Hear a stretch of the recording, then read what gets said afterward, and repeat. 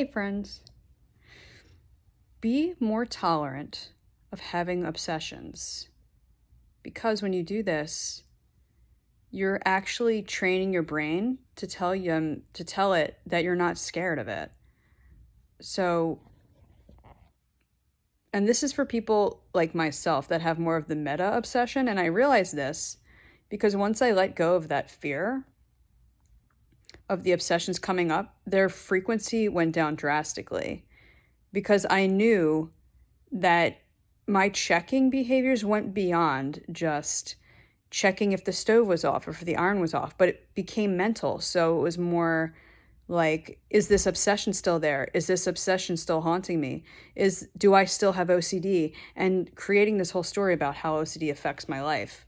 So it really took it to the extreme of not just like the obsessions, but like, as I've mentioned in my previous videos, obsessing about the obsessing and it having some kind of magical control over me. So when you can step back and see that this is the scheme of the OCD,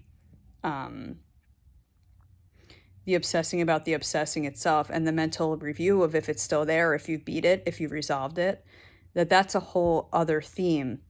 So if you can acknowledge that it's just that, it's not even about the obsessions themselves, but your idea of them controlling you, and seeing that, you'll truly, if you stop checking on the mental story of your OCD and how it's affecting your life, and once you stop doing that, it's going to resolve on its own.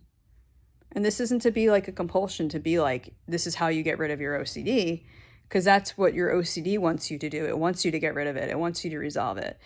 That's the whole compulsion, seeking solutions for it. But this truly does work. So kind of notice it in the bigger scheme of things, that this is all OCD, and feeding into it with the stories, the checking if it's still there. So recognizing that itself, that you're checking it on your OCD, you're kind of keeping abreast of it, and like, oh, what's it up to now? Oh my God, it's here again. Of course it's there again. It's kind of like when you're like signing your name, or like, I'm trying to think of an example. You spilled a little bit of tomato sauce on a paper, right? You're looking at that little dot. Of course it's there. But if you zoom out and see all the space around it,